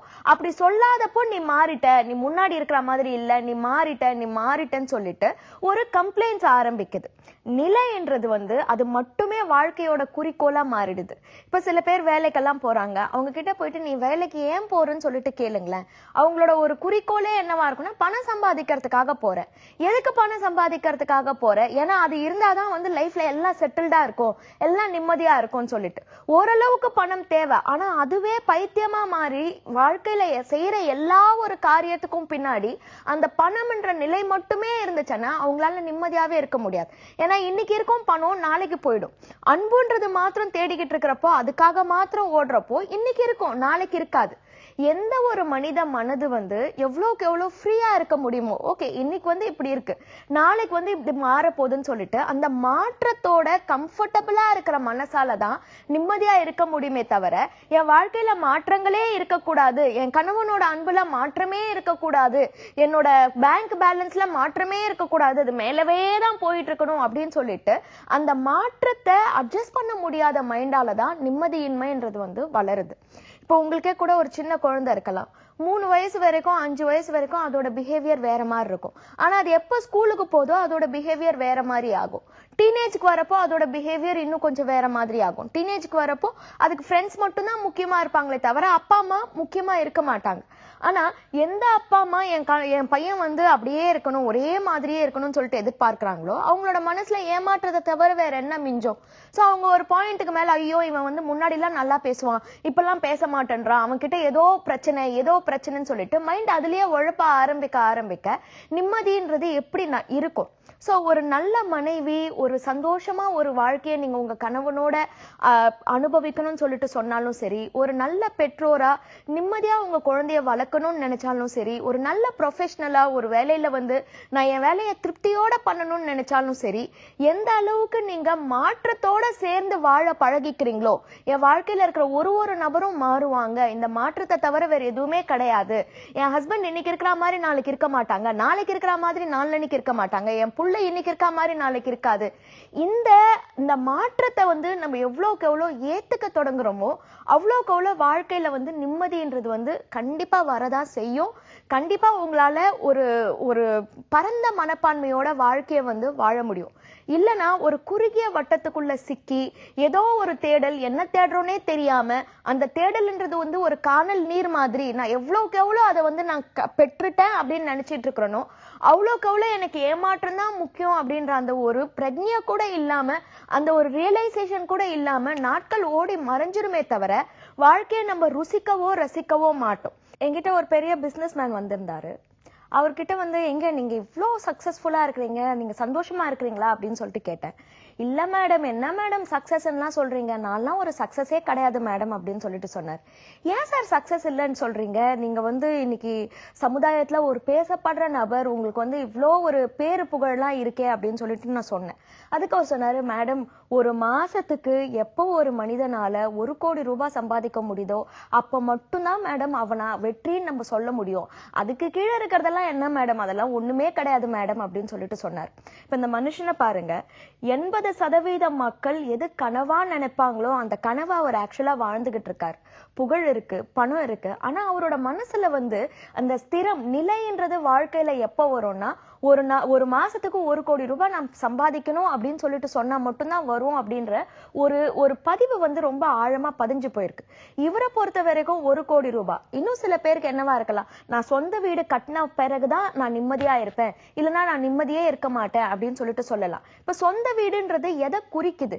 ஏன் அவங்களுக்கு வாடகை வீட்டுல அந்த நிம்மதி வர மாட்டேங்குது? ஏன்னா சொந்த வீடுன்றது வந்து வாழ்க்கைன்றது நிலையா ஆயிடுச்சு, ஒரு ஸ்திரமா ஆயிடுச்சு அப்படின்றத அவங்க மைண்ட்ல குறிக்குது. ஒரு செகண்ட், ஒரு நாள்ன்றது ஒரு செகண்ட் மாதிரி ஓடி போற இந்த வாழ்க்கையில அவருக்கு 45 வயசு ஆயிடுச்சு, என்னடா எனக்கு 45 வயசு முடிஞ்சு போச்சு, இன்னும் எனக்கு 20 வயசு தான் என்னோட உடம்புல வந்து ஆரோக்கியமா நான் வாழ போறேன், இந்த 20 வருஷங்களை ஒரு கல்லும் ஒரு மண்ணும் சேர்ந்த ஒரு இடம் எனக்கு இல்லைன்றதுக்காக என்னோட நிம்மதியே நான் அழிச்சுக்க போறேன் அப்படின்ற அந்த ஒரு எண்ணமே இல்லை. ஏன்னா இந்த மனசு அந்த ஸ்திரத்தை மாத்திரம் தான் தேடிக்கிட்டு இருக்கு. கல்யாணம் ஆகி 15 வருஷம் ஆகுது. ஒரு அம்மா வந்திருந்தாங்க என்கிட்ட. அவங்க வந்து அவங்களோட கணவன் கிட்ட, நான் ஒரே ஒரு நிமிஷம் கூட சுகத்தை அனுபவிக்கல மேடம் அப்படின்னு சொல்லிட்டு சொன்னாங்க. ஏன் சுகத்தை நீங்க அனுபவிக்கல அப்படின்னு சொல்லிட்டு சொன்னா, ஒரு நிமிஷம் மாதிரி அவர் இன்னொரு நிமிஷம் இருக்க மாட்டேன்றாருங்க. ஒரு 4 நாள் சந்தோஷமா இருப்பாரு, அதுக்கு அடுத்த நாள் மூஞ்ச தூக்கி வச்சிட்டு இருப்பாரு, அதுக்கப்புறமா வந்து மைண்ட் அப்படியே இது பண்ணிட்டு இருக்கும், திருப்பி ஒரு நாள் வந்து கொஞ்சுவாரு, அப்புறமா அடுத்த நாளே போட்டு ரொம்ப அவமானமா பேசுவாரு அப்படின்னு சொல்லிட்டு சொன்னாங்க. இப்ப பாருங்க, எந்த மனிதன் தான் நிலையா இருக்க முடியும்? நம்ம எல்லாருக்குமே கூட தானே மாற்றம் வந்துகிட்டே இருக்கு. இன்னைக்கு காலைல எழுந்தப்போ சந்தோஷமா எழுந்திருக்கலாம், ஆனா இந்த நிமிஷம் உங்களுக்கு வந்து மைண்ட்ல ஒரு நிம்மதி இருக்கலாம், சாயந்தரம் அந்த நிம்மதி இல்லாம இருக்க போகலாம். சோ நீங்களா இருந்தாலும் சரி, உங்க கணவரா இருந்தாலும் சரி, பணமா இருந்தாலும் சரி, நம்ம தேடுற இந்த நிலை என்றது வந்து நம்ம மனசுல மட்டும்தான் இருக்குமே தவிர நிஜ வாழ்க்கையில இருக்கவே முடியாது. வாழ்க்கை அதனுடைய இலக்கணமே மாற்றம்ன்றதுதான். சோ அத வந்து நம்ம புரிஞ்சுக்கிட்டோம்னா, மாற்றத்தோட அனுசரிச்சு போக ஆரம்பிச்சோம்னா, அன்னைக்கு வரத அன்னன்னைக்கு அனுபவிச்சு ரசிச்சு வாழ ஆரம்பிச்சோம்னா, வாழ்க்கையோட சுவை 100 மடங்கு கூடுறதோட மட்டும் இல்லாம நீங்க தேடுற நிம்மதி கண்டிப்பா உங்களை வந்து அடையும். திரும்பவும் நாளைக்கு பார்க்கலாம். நன்றி, வணக்கம். சுவாதி, இன்னைக்கு நீ நல்ல கருத்து இருக்கக்கூடிய ரொம்ப பெரிய கதையெல்லாம் வேற சொன்ன. கண்டிப்பா அதாலே டயர்டா இருப்பேன்னு தான் நானும் நினைக்கிறேன். இப்ப நம்ம கிளம்பின நேரம் வேற வந்தாச்சு. எஸ், இதே மாதிரி அடுத்த மார்னிங் கஃபே நிகழ்ச்சியில நானும் கண்மணியும் வந்து உங்களை மீட் பண்றோம். அதுவரை உங்களிடமிருந்து விடைபெறுவது உங்கள் சுவாதிஷ்டா மற்றும் கண்மணி. இது உங்கள் மார்னிங் கஃபே.